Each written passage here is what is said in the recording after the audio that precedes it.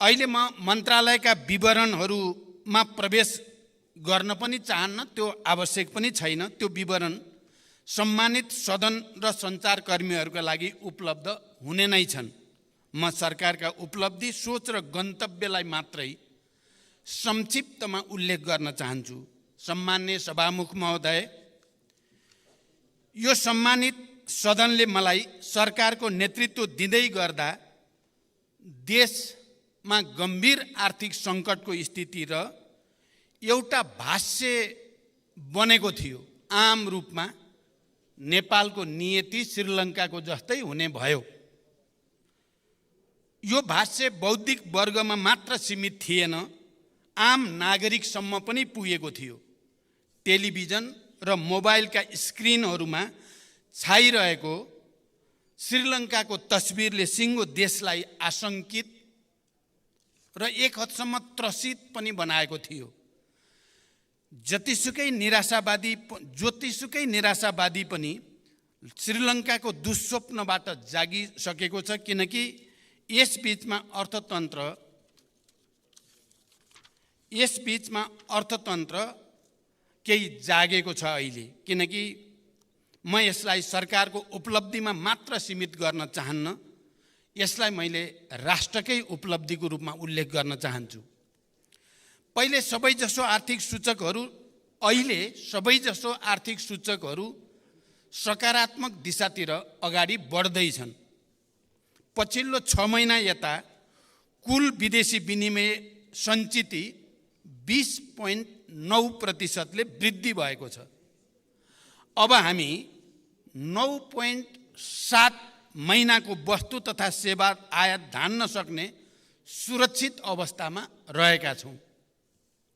यसै गरी कुल वस्तु व्यापार घाटामा 15.2%ले कमी आएको छ। विप्रेसन उल्लेखनीय रूपमा वृद्धि भएको छ। गत वर्षको यसै अवधिका तुलनामा पर्यटक सङ्ख्या दोब्बर बढेको छ। ब्याङ्क दर र ब्याज दर क्रमशः घट्दै गएको छ। वित्तीय क्षेत्रको स्थायित्व र लगानीको वातावरणमा सकारात्मक सुधार आएको छ। चुहावटलाई कडाइका साथ नियन्त्रण गरिएपछि राजस्व परिचालनमा पनि क्रमशः सुधार आउँदै गएको छ। नेपाल विद्युत प्राधिकरण र नेपाल आयल निगम नाफामा गएका छन् भने नेपाल वायु सेवा निगमको आर्थिक अवस्था पनि सुधार उन्मुख छ। संसारभरिका हाम्रा कूटनीतिक र आर्थिक नियोगहरूलाई वैदेशिक लगानीका लागि परिचालन गरिएको छ र ठुला सम्भावित लगानीकर्तासँग प्रधानमन्त्रीकै तहबाट मैले अग्रसरता लिएको छु र यसमा निकै सकारात्मक सङ्केतहरू देखिएका पनि छन्। यसै बीचमा करिब 35 अरब वैदेशिक सहायता सम्झौतामा हस्ताक्षर भएको छ। उद्योग क्षेत्रमा 274 परियोजना मार्फत करिब 35 अरब नै वैदेशिक लगानी र करिब 15,000 रोजगारी सुनिश्चित भएको छ। लगानी बोर्डबाट 954.30 मेगावाट विद्युत उत्पादन हुने गरी विभिन्न 6वटा जलविद्युत परियोजनाका लागि रु 1,67 खरब लगानी स्वीकृत भएको छ। आर्थिक सुधारकै परिणाम कम्तीमा 20,000 थप रोजगारी सृजना गर्ने गरी रु 2,05 खरब लगानीका 284 नयाँ स्वदेशी उद्योगहरू दर्ता भएका छन्।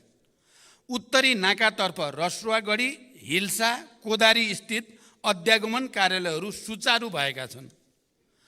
अर्थतन्त्रलाई गतिशीलतासँगै फराकिलो, दिगो र समावेशी आर्थिक वृद्धि, गुणस्तरीय सामाजिक विकास, सुरक्षा र न्यायको प्रत्याभूति, समष्टिगत आर्थिक स्थायित्व, सङ्घीयताको सबलीकरण र सुशासनको उद्देश्य सहितको अहिलेको बजेट प्रक्रियाबाट उत्पादन र उत्पादकत्व वृद्धि भई देशभित्रै आय र रोजगारीको अवसरहरूको प्रत्याभूति दिलाउन सरकार प्रतिबद्ध छ।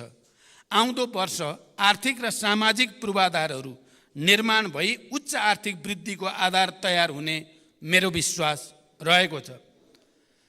सम्माननीय सभामुख महोदय, मैले संसदमा सङ्कल्प गरेको थिएँ सुशासन सरकारको उच्च प्राथमिकता हुनेछ।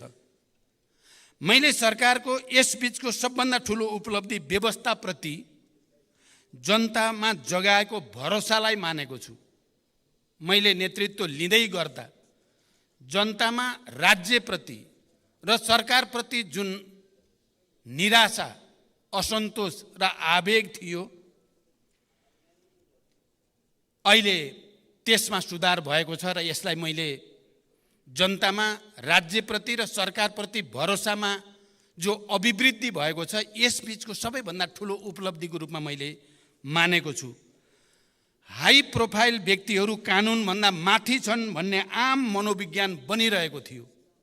त्यसले जनतामा ठुलो आक्रोश जन्माइ पनि रहेको थियो।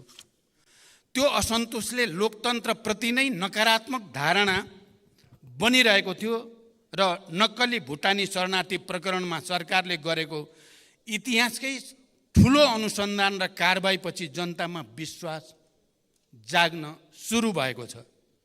नक्कली भुटानी शरणार्थी काण्डको सफल अनुसन्धानबाट सरकारले कानुनको सर्वोच्चता मात्र प्रमाणित गरेको छैन, लोकतन्त्रको सर्वोच्चता पनि स्थापित भएको छ।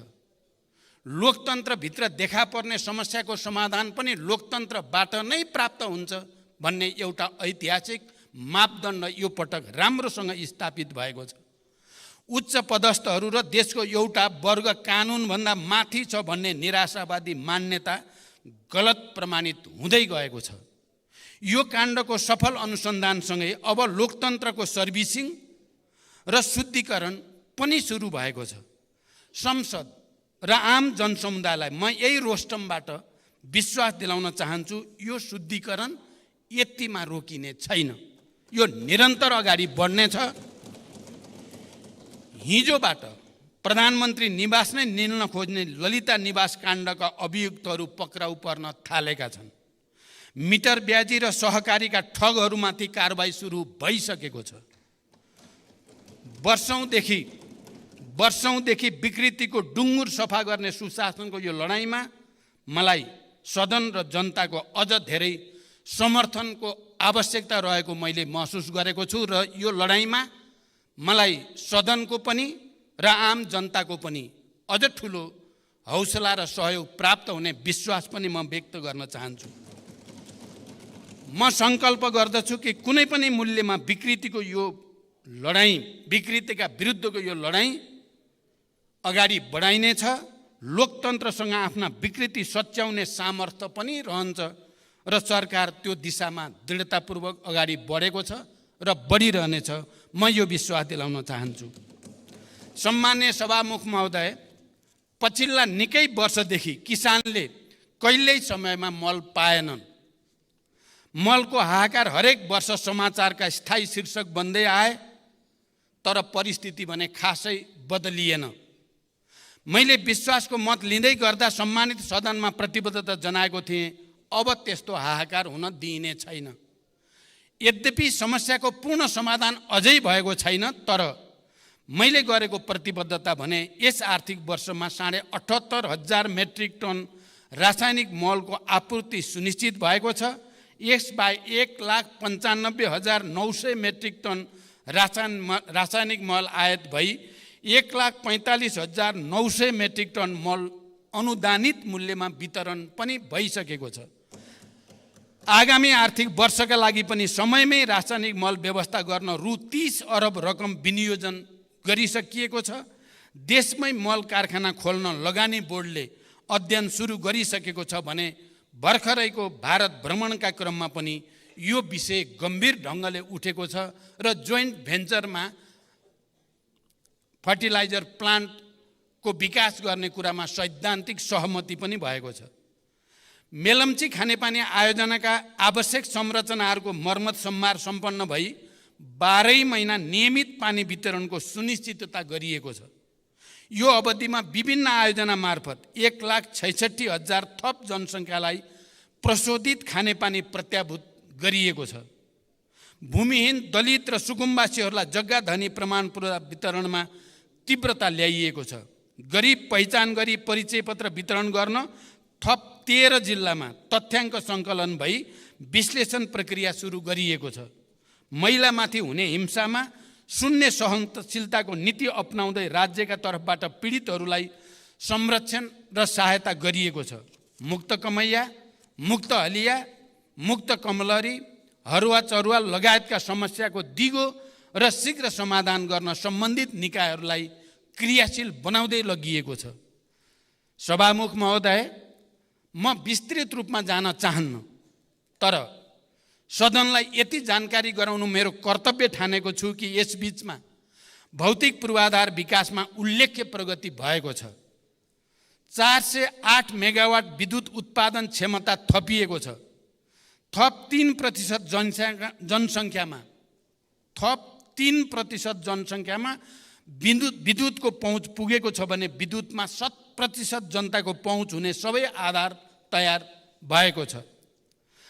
राष्ट्रिय स्तरका विकास आयोजना कार्यान्वयनमा देखिएका नीतिगत तथा अन्तर्निकाय समन्वय लगायतका समस्या समाधान गर्न 7 प्रदेशका मुख्यमन्त्री सहित राष्ट्रिय विकास समस्या समाधान समितिको बैठक सम्पन्न भएको छ र दिगो विकासका लागि लक्ष्यका सूचकहरूको पुनरावलोकन गरिएको छ र भने विकास सम्बन्धी बेग्लै कानुन निर्माणको प्रक्रिया अगाडि बढेको छ। अन्तर प्रदेश समन्वय परिषदको बैठक डाकिएको छ र त्यसमा समन्वयलाई अझ सुदृढ गर्ने प्रक्रिया अगाडि बढाइँदैछ।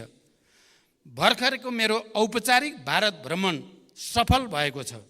भ्रमणमा नेपाल र भारत बीच 10 वर्षमा 10,000 मेगावाट विद्युत निर्यात गर्ने गरी दीर्घकालीन विद्युत व्यापार सम्झौतामा प्रारम्भिक हस्ताक्षर भइसकेको छ। यो देशका लागि अत्यन्त ऐतिहासिक र दूरगामी महत्त्वको सम्झौता हो भन्ने कुरामा देशमा कुनै विमति हुन सक्दैन।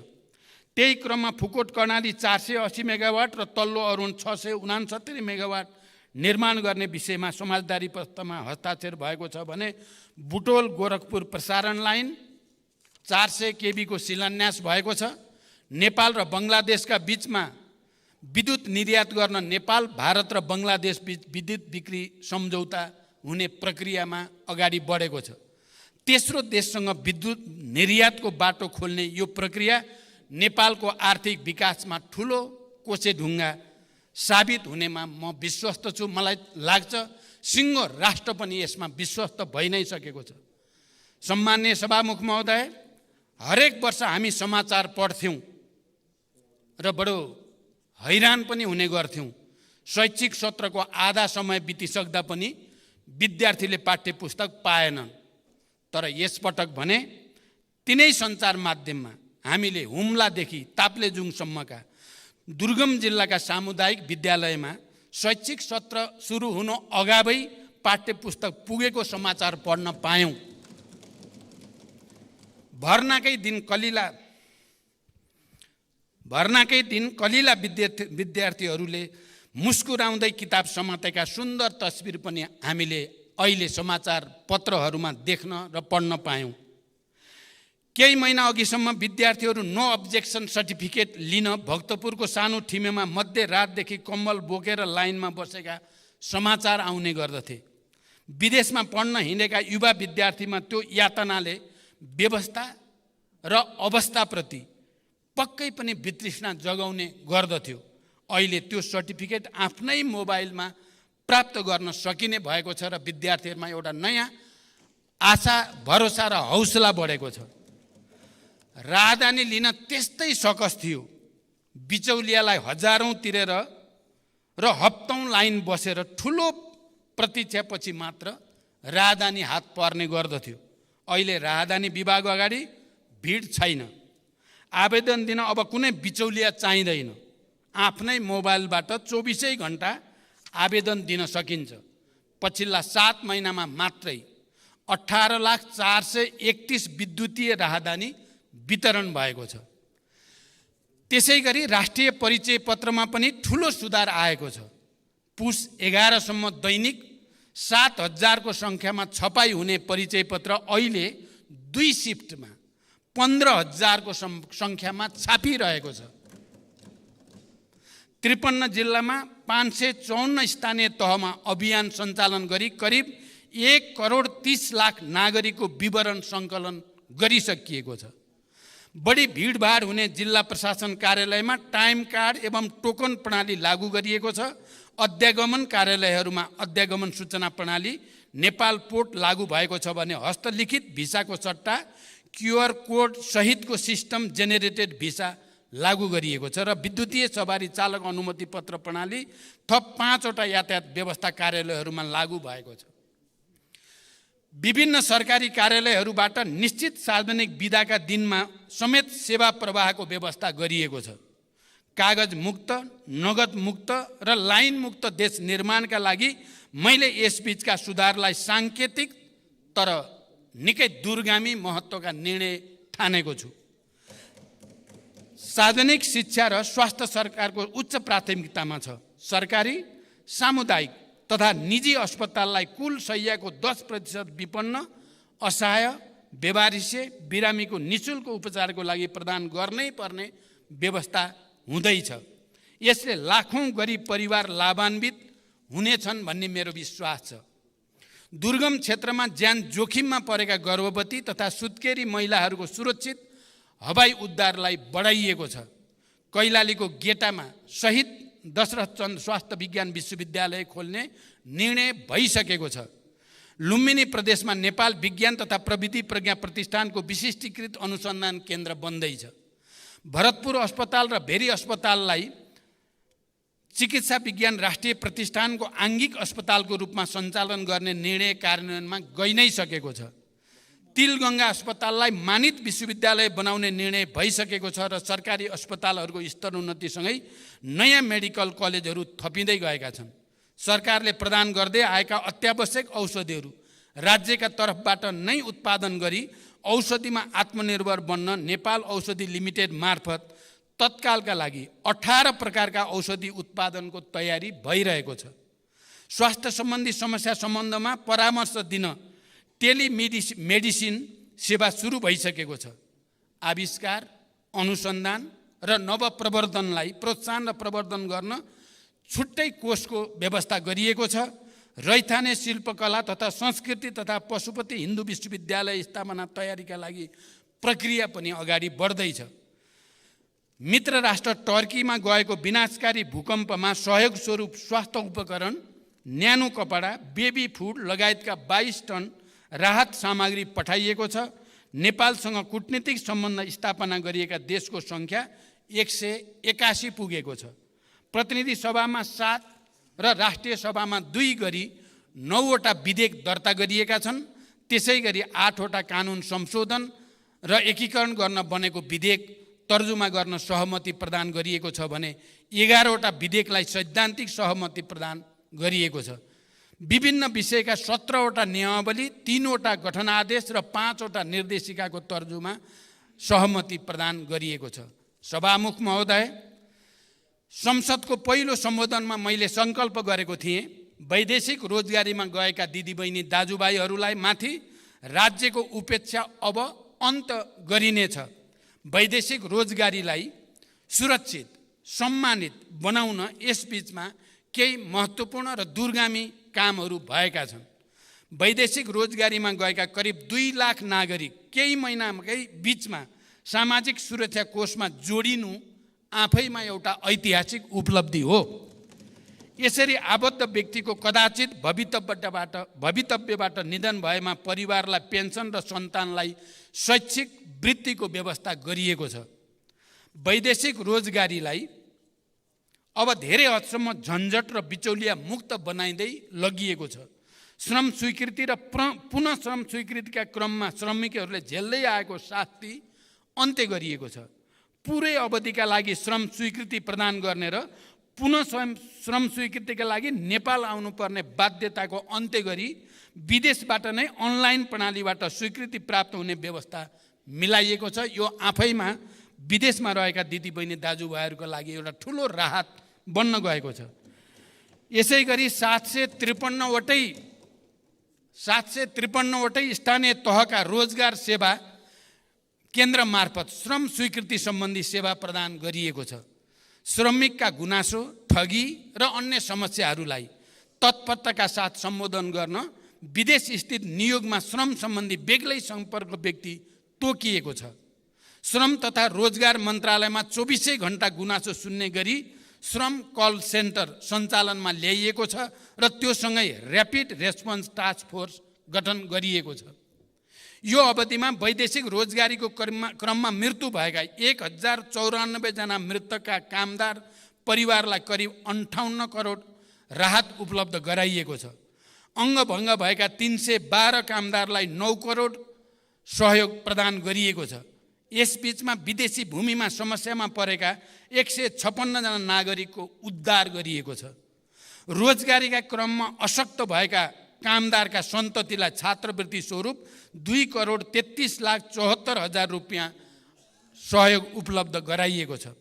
सम्माननीय सभामुख महोदय, राष्ट्रिय गौरव लगायत सबै विकास आयोजनालाई छिटो सम्पन्न गर्न निर्देशन र अनुगमन गरिनुका साथै प्रक्रियागत झन्झट हटाउन गम्भीर पहल सुरु गरिएको छ। नतिजाका आधारमा पुरस्कृत र दण्डित दिने नीति लिई आयोजना प्रमुखहरूलाई जिम्मेवार बनाइएको छ। जनयुद्ध तथा विभिन्न जनआन्दोलनका घाइते तथा अपाङ्गहरूको निःशुल्क उपचार, सम्मान तथा जीविकोपार्जनसँग जोडिएका समस्या हल गर्न नीतिगत तयारी अगाडि बढाइएको छ। नेपाल नागरिकता पहिलो संशोधन विधेयक 2079 सम्माननीय राष्ट्रपतिबाट प्रमाणीकरण भई कार्यान्वयनमा आएको छ। यो सँगै अब नेपाली नागरिक आमाबाट नेपालमा जन्म भई नेपालमा नै बसोबास गरेको र बाबुको पहिचान हुन नसकेको व्यक्तिले वंशजको आधारमा नेपालको नागरिकता प्राप्त गर्ने संवैधानिक अधिकार सुनिश्चित भएको छ। गैर आवासीय नेपालीहरूलाई आर्थिक, सामाजिक तथा सांस्कृतिक अधिकार सहितको गैर आवासीय नेपाली नागरिकता प्राप्त गर्ने बाटो पनि खुला भएको छ। नेपाल राजपत्रमा प्रकाशित हुन बाँकी रहेका 8,471 सहितको नामावली नेपाल राजपत्रमा प्रकाशित गरिएको छ।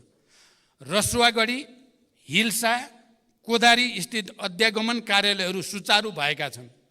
22 वटा नयाँ बोर्डर आउटपोस्टहरू स्थापना गरिएका छन्।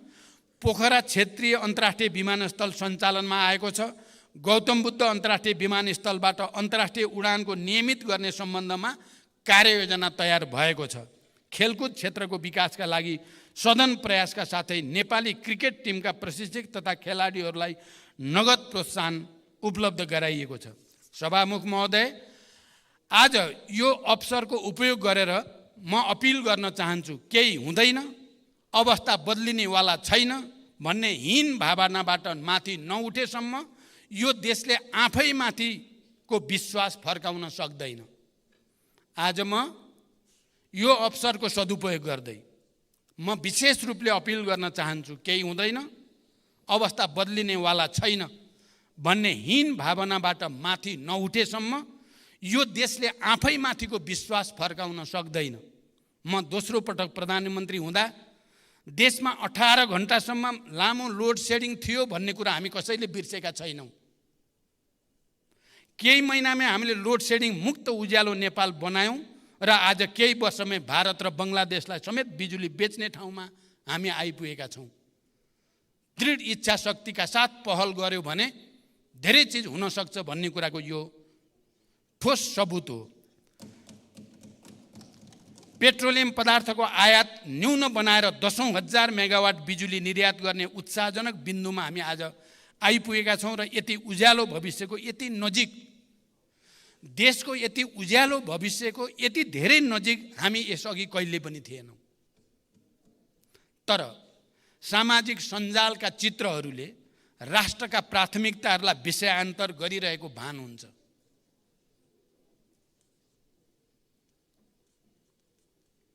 तर सामाजिक सञ्जालका चित्रहरूले राष्ट्रका प्राथमिकतालाई विषयान्तर गरिरहेको भान हुन्छ। हामीले गम्भीर भएर सोच्ने बेला आएको छ। कतै हामी बीच विषय विज्ञता भन्दा, ज्ञान र विवेक भन्दा निन्दाबाजी र आवेगता हाबी हुँदै गएको छैन। जनताका वास्तविक मुद्दाहरू हराउँदै गएर सतही, सस्ता, बाजारू विषयले महत्त्व पाएर जनतामा निराशा र असन्तुष्टि फैलाउने काम त हामीले गरिरहेका छैनौँ। कतै हाम्रै व्यवहारले राजनीतिको चरित्र र चेहरा त कमजोर बनिरहेको छैन?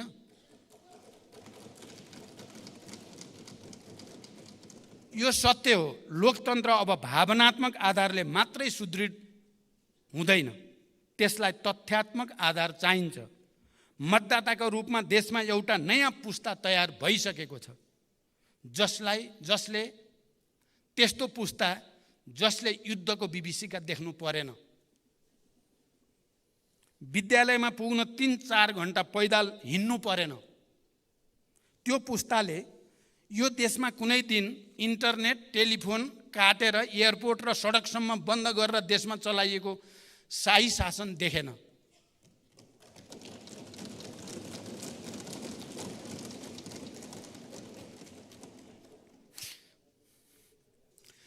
सञ्चार गृहमै पसेर वर्दीधारीहरूले सम्पादकहरूलाई के छाप्ने, के देखाउने, के सुनाउने भनेर निर्देशन दिन्थे भन्ने इतिहास पनि आज सोसियल मिडियामा उन्मुक्त पुस्तालाई थाहा छैन।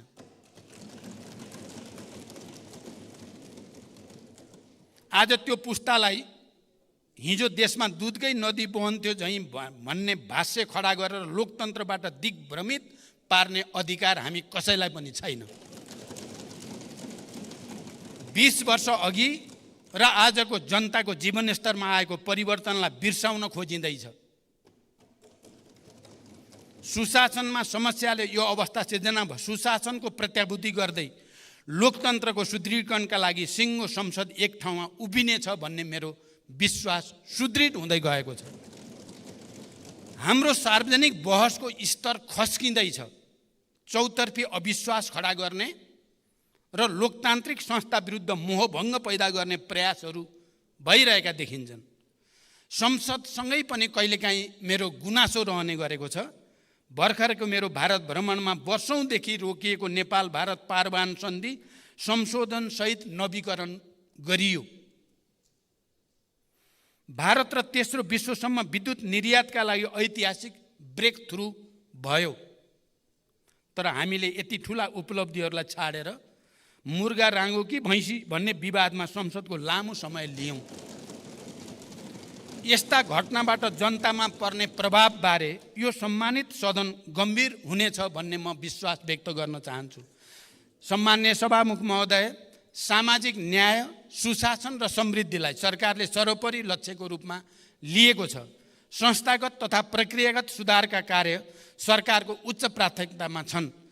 समावेशी सङ्घीय लोकतान्त्रिक शासन व्यवस्थाको सुदृढीकरण, अर्थतन्त्रको पुनरुत्थान र सबलीकरण, सार्वजनिक सेवा प्रवाहमा सुधार र सरलीकरण, नागरिक मैत्री प्रशासनको स्थापना, भ्रष्टाचार नियन्त्रण र राज्यको सबै तहमा सुशासनको प्रवर्धनमा सरकार निरन्तर सक्रिय रहेको छ र निरन्तर सक्रिय रहनेछ।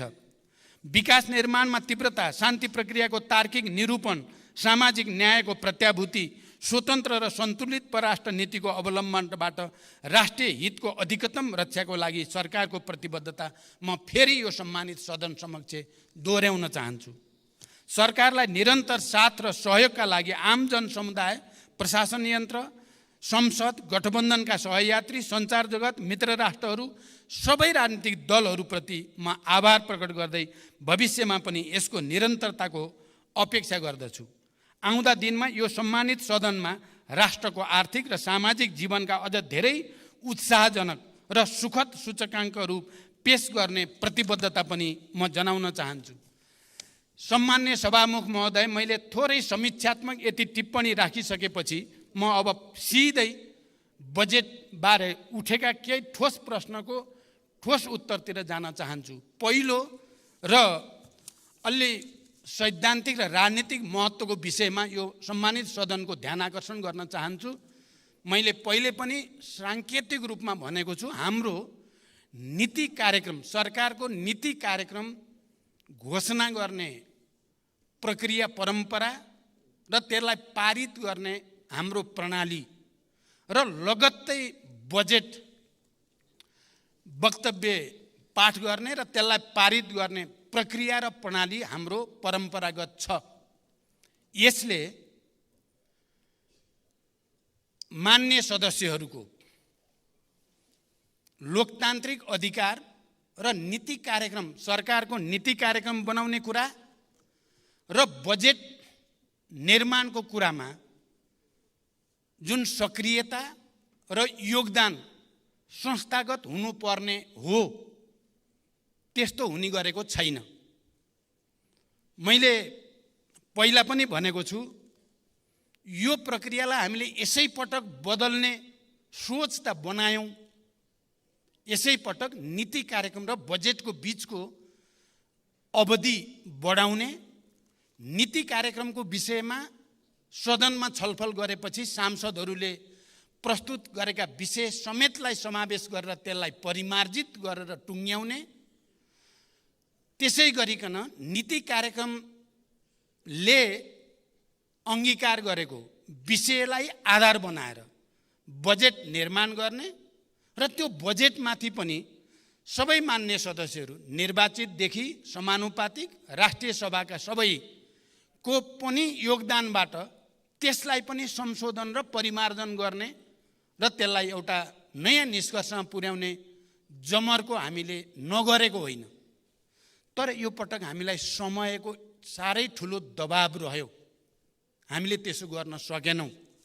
म त्यसकारण नीति कार्यक्रम र बजेटका सन्दर्भमा यो सम्मानित सदन समक्ष र सबै राजनीतिक दल र नेताहरूलाई, राष्ट्रिय सभाका मान्य सदस्यहरूलाई पनि र सम्पूर्ण बुद्धिजीवी नागरिक समाज र आम जनतासँग पनि म एउटा अपिल गर्न चाहन्छु। बजेट निर्माण प्रणालीमा सुधारका सम्बन्धमा सम्मानित यस सदनमा मान्य सदस्यहरूबाट जिम्मेवारीपूर्वक सुझावहरू प्रस्तुत त भएका छन्।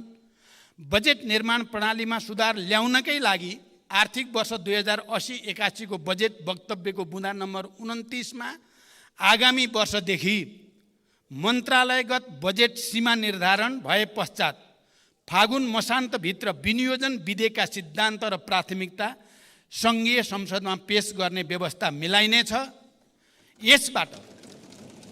यसबाट विनियोजन विधेयकका सिद्धान्त र प्राथमिकता उप पर्याप्त छलफल गरी मान्य सदस्यहरूबाट प्राप्त मार्गदर्शन र सुझावका आधारमा यथार्थपरक बजेट तर्जुमा गर्न सघाउ पुग्ने विश्वास लिएको छ भन्ने विषय प्रस्तुत गरेको छु। बजेट निर्माणमा सांसदको कुनै पनि भूमिका नभएको आजसम्मको बजेट निर्माण गर्ने प्रणालीलाई परिवर्तन गर्दै आगामी वर्षदेखि बजेट निर्माण गर्ने कार्यमा प्रतिनिधि सभाका प्रत्यक्ष निर्वाचित सांसदको संयोजकत्वमा सम्बन्धित क्षेत्रका अन्य सांसदहरू समानुपातिक समेत राष्ट्रिय सभाका पनि सांसदहरू समेतको सल्लाह अनुसार बजेट निर्माण गर्ने परिपाटी सुरु गर्ने सम्बन्धमा सम्मानित सदनमा प्रतिबद्धता व्यक्त गर्दछु र यसमा सबैको सहयोगको निम्ति म हार्दिक अपिल र अनुरोध पनि गर्न चाहन्छु। यसले हाम्रो असफल भइसकेको विकास प्रक्रियालाई, नीति कार्यक्रम र बजेट निर्माण प्रक्रियालाई सुधार गर्नेछ र त्यसले देशलाई नयाँ गति दिनेछ भन्ने म विश्वास पनि व्यक्त गर्न चाहन्छु। संविधानमा व्यवस्था भएका मौलिक हकको संरक्षण र कार्यान्वयन गर्नु राज्यको प्रमुख दायित्व हो। नागरिकले प्रत्यक्ष महसुस गर्ने गरी संविधानमा उल्लेखित मौलिक हकको कार्यान्वयन गर्न सरकार सदैव अग्रसर छ। यसका लागि आवश्यक कानुनहरूको तर्जुमा गरिनुको साथै सरकारको आवधिक योजना तथा वार्षिक कार्यक्रम मार्फत कार्यान्वयनमा जोड दिएको बेहोरा यस सम्मानित सदनमा जानकारी गराउन चाहन्छु। संविधानत नेपालको राष्ट्रिय एकताको प्रतीकका रूपमा सम्मानित राष्ट्रपति संविधानको पालक र संरक्षक मानिएको छ। सम्मानित राष्ट्रपति संस्थाले नेपालको संविधान, सङ्घीय कानुन एवं नेपाल सरकार मन्त्री परिषदको सिफारिस समेतका आधारमा नेपाली जनताको सर्वोत्तम हित र कल्याणका लागि संविधान र सङ्घीय कानुन बमोजिम कार्य सम्पादन गर्दछ।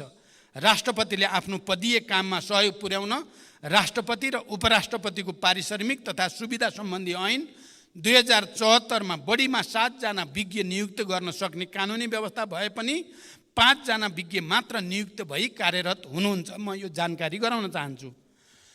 प्रधानमन्त्री तथा मन्त्री परिषदको कार्यालयको सुधारको सम्बन्धमा मान्य सदस्यहरूले दिनुभएको सुझाव सान्दर्भिक र महत्त्वपूर्ण रहेका छन्।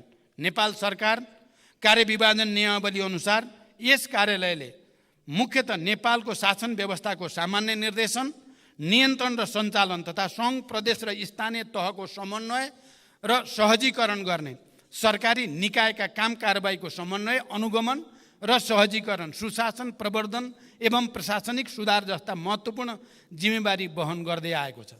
नेपालको संविधान बमोजिम प्रधानमन्त्री र मन्त्री सामूहिक रूपमा सङ्घीय संसदप्रति उत्तरदायी हुने र आफ्नो मन्त्रालयको कामका लागि व्यक्तिगत रूपमा प्रधानमन्त्री र संसदप्रति उत्तरदायी रहने व्यवस्था रहेको छ। प्रत्येक विभागीय मन्त्री र आफ्नो मन्त्रालयको कार्यप्रति प्रधानमन्त्रीप्रति समेत उत्तरदायी रहेर कार्य सम्पादन गरिरहेको जानकारी पनि म गराउन चाहन्छु।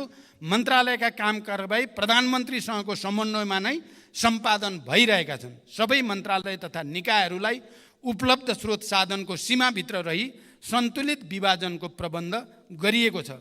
प्रधानमन्त्री तथा मन्त्री परिषदको कार्यालयको भूमिका र कार्यक्षेत्रलाई थप प्रभावकारी बनाउन रणनीतिक योजना तयार गरी सङ्गठन तथा व्यवस्थापन सर्वेक्षणको कार्य अन्तिम चरणमा पुगेको जानकारी गराउन चाहन्छु।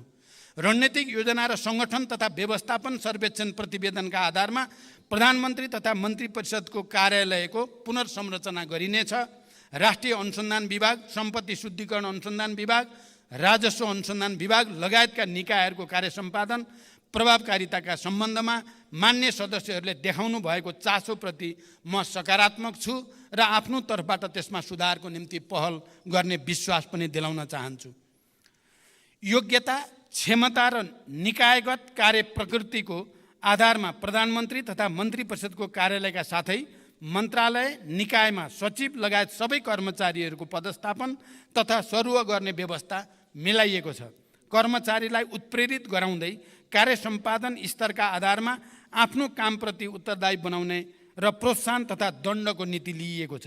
मैले सरकारका उच्च पदस्थ पदाधिकारीहरूलाई जनताप्रति उत्तरदायी भई कार्य सम्पादन गर्न कडा निर्देशन दिँदै आएको छु। कुनै अमुक निकायमा पदस्थापन तथा सरुवा भई जान जोडबल गर्ने र कुनै निकायका पदहरू लामै समयसम्म रिक्त रहने परिपाटीको छिटै अन्त्य गरिँदैछ। प्रधानमन्त्री तथा मन्त्री परिषदको कार्यालयमा रहेको एक्सन रुमको प्रयोग गरी राष्ट्रिय गौरवका तथा ठुला आयोजनाको नियमित अनुगमन गर्ने र प्रदेशसँग समन्वय गर्न सुरुवात गरिएको छ। आज बिहान मात्रै पनि मैले यसै प्रविधिको प्रयोग गरी एक्सन रुमको प्रयोग गरी आज बिहान मात्रै मैले सुनसरी मरिन डाइभर्सन र बबई डाइभर्सन आयोजनाको हेडवर्क्सको अनुगमन गरेँ र त्यो प्रभावकारी हुने विश्वास पनि महसुस गरिएको छ।